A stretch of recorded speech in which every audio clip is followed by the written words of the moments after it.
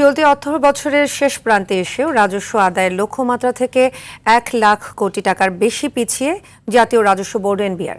এমন অবস্থায় আগামী ২০২৬-২৭ অর্থবছরে প্রস্তাবিত বাজেট অনুযায়ী ৬,০৪,০০০ কোটি টাকার রাজস্ব সংগ্রহের কঠিন দায়িত্ব পালন করতে হবে সংস্থাটিকে। অর্থনীতিবিদরা বলছেন, এনবিআর-এর কার্যক্রমকে আধুনিক ও রাজনৈতিক প্রভাব মুক্ত করা না গেলে আসছে অর্থবছরেও রাজস্ব আদায়ে ঘাটতি থেকে যাবে। এদিকে দেশে দিন দিন কোটিপতির সংখ্যা বাড়লেও সেই হিসেবে বাড়ছে না কর জিডিপির অনুপাত। আরও জানাচ্ছেন আব্দুর রহিম।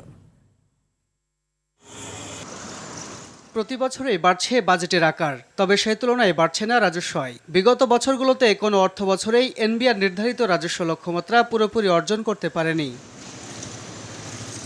চলতি অর্থ বছরে এখন পর্যন্ত আদায় হয়েছে ৩,০০,০০০ কোটি টাকার বেশি, ফলে বিশাল ঘাটতি নিয়ে শেষ হচ্ছে অর্থ বছর। এদিকে নতুন বাজেটে মোট রাজস্ব আয়ের প্রায় ৮৭% আসার কথা এনবিআর-এর মাধ্যমে।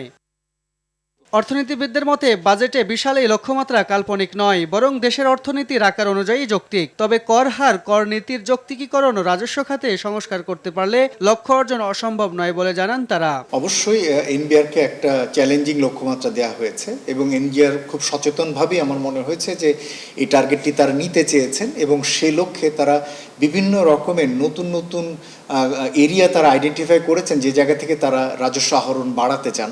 ধীরে ধীরে আমাদের জন্য একটা ইন্টিগ্রেটেড ফাইন্যান্সিয়াল ট্রানজ্যাকশন সিস্টেমে যেতে হবে, যেখান থেকে যে কেউ যে কোনো পর্যায়ে ট্রানজ্যাকশন করলে সেটি আসলে ট্রেস করা যায়, ট্র্যাক করা যায় এবং তাকে ট্যাক্সের আওতার ভিতরে নিয়ে আসা সহজতর হয়। এছাড়াও কর প্রশাসনের জবাবদিহিতা নিশ্চিত করার পরামর্শ দেন অর্থনীতিবিদরা। এটি যদি অর্জন না হয় তাহলে আমরা সাধারণত যেটি দেখেছি যে এনবিআর-এর রাজস্ব আদায়ের লক্ষ্যমাত্রা না হলে মূলত সরকারের বার্ষিক উন্নয়ন কর্মসূচিতে কাটছাঁট করতে হয়। তো এবারও সরকার প্রায় ১,০০,০০০ কোটি টাকা বাড়তি ধরে প্রায় ৩,০০,০০০ কোটি টাকার বার্ষিক উন্নয়ন কর্মসূচি ঘোষণা করেছেন।